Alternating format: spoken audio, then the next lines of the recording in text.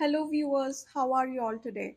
I hope everyone is doing good, and if not, I hope that things get better soon. As for me, I'm back today with a delicious chicken curry for you all to enjoy. This is a dish from India again, and if you've been watching my videos, then you might already know that in this page I showcase food that I mostly grew up eating at home with some occasional recipes about baking, which I've grown to like and have adapted from wonderful creators and channels on YouTube. Sorry for digressing, but I guess I just wanted to put that out there. So, now going back to our chicken curry, this curry's feature is that it is red in color. It is not yellow, not orange, but it is red, like really dark red. And since it is Bengali style, we are going to make it with some potatoes. If you are uncomfortable with the idea of potatoes in a chicken curry, just eat it once and trust me, you're going to fall in love with it. So let's roll. We will start with a mix of dried red chili peppers. We need 3 to 4 dried plain red chilies or sukhi lal mirch and 6 to 7 dried Kashmiri lal mirch and soak them in hot water for 10 to 15 minutes. If you're wondering what is the difference between normal lal mirch and Kashmiri lal mirch, then the difference is simple. One adds heat to your curry while the other adds color. Then I'm going to go ahead and start marinating my chicken. I've taken 1 pound of bone-in chicken, which roughly is around 500 grams in weight. I've washed the chicken thoroughly and now we'll add about half tablespoon of turmeric, 1 tablespoon of red chili powder. This is the one that adds heat and makes your curry spicy, 1/4 tablespoon of salt and 1.5 tablespoon of coriander powder. After that, I'm going to cover the chicken with all those spices, taking special care that the spices reach to every nook and crevice of the chicken. And what better way to do this than with your sanitized and washed hands?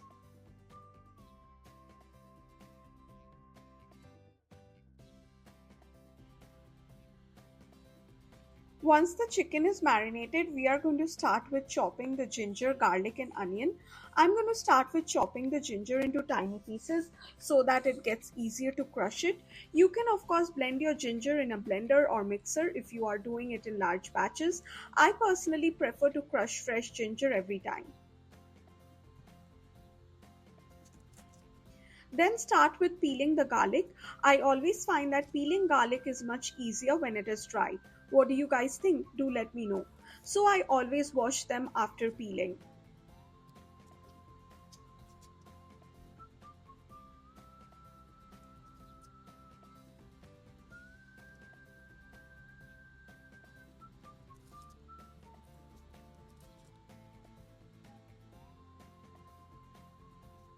Finally, onto the onions. Now, one thing to remember here is that the onions define the texture of your curry, and you gotta slice them instead of dicing or chopping them. Now, I'm no expert in slicing onions, but I guess I make do.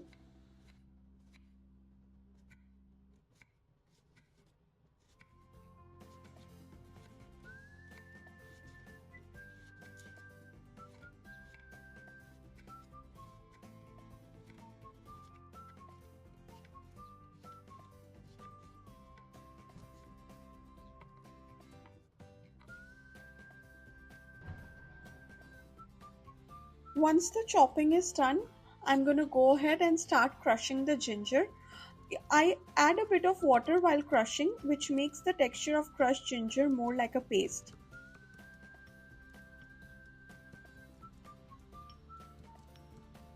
Then I'm going to go ahead and start removing the stems of the chilies before I blend them.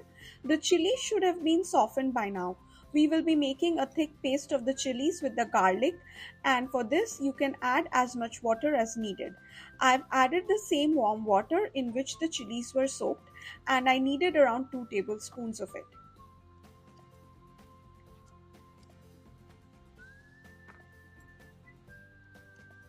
So as you see here, I'm cutting down the garlic into small pieces so that it gets easier to blend them.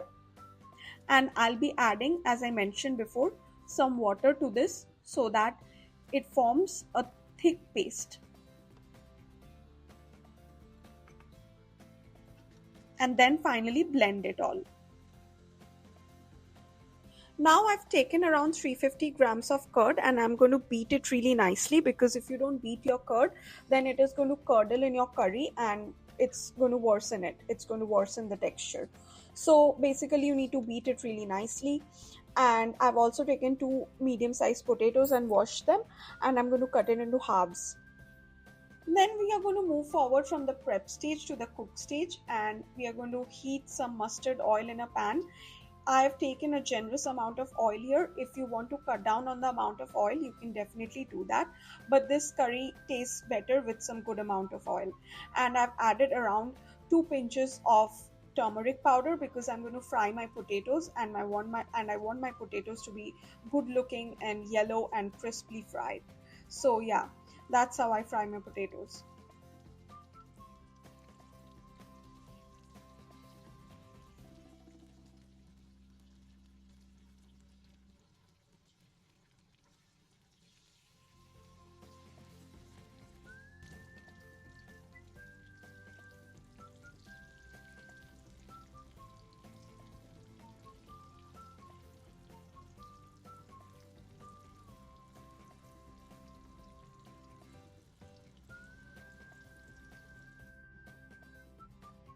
Once the potatoes are golden yellow or brown in color, I'm going to put them aside in a plate.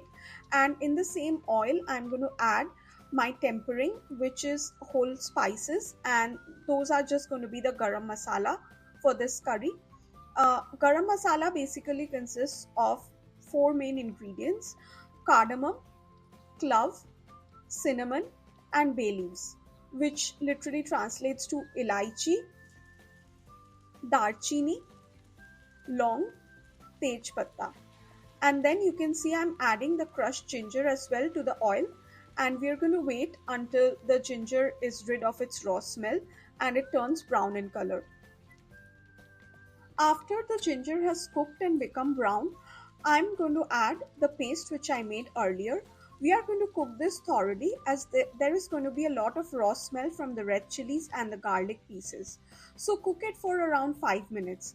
If you see that the mixture is starting to stick to the pan, then add some water to it. Around 1 to 2 tablespoons of water should help, and you can also try reducing the flame of your gas.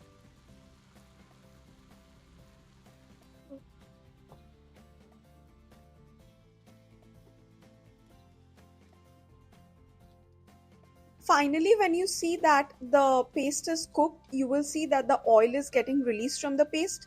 Add your onions and start cooking your onions.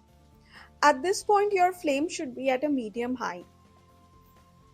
Cook your onions until they turn translucent or brown in color, and try to mix in the paste nicely with the onion. Once the onions turn brown in color or they turn translucent, we are going to add about 1 tablespoon of salt.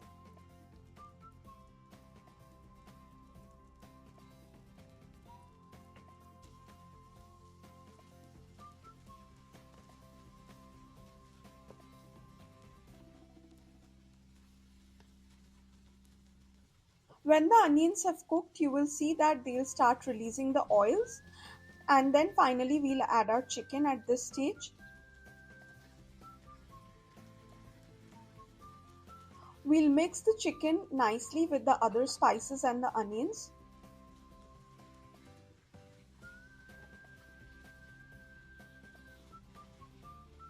And let it cook without any cover for 3 to 4 minutes.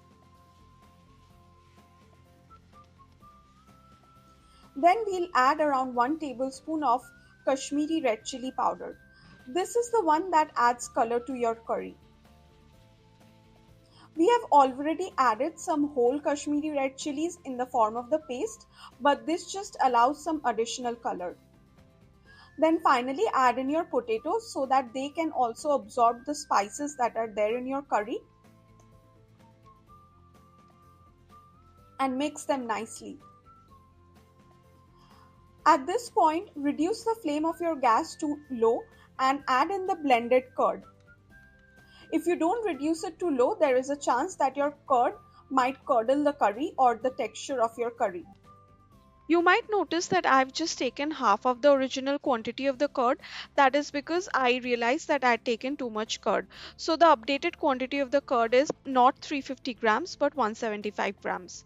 Then follow it with adding some 2 cups of hot boiling water.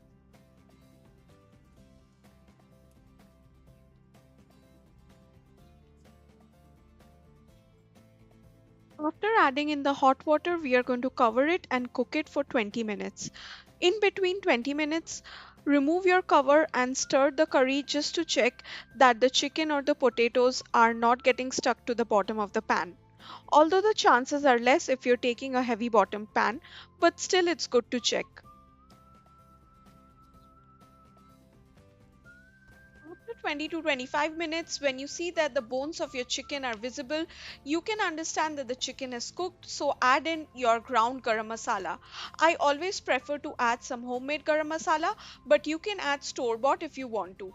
At this point, I had also added one more tablespoon of salt, but it just didn't get captured in the video. So that makes the total amount of salt to about 2.5 tablespoons.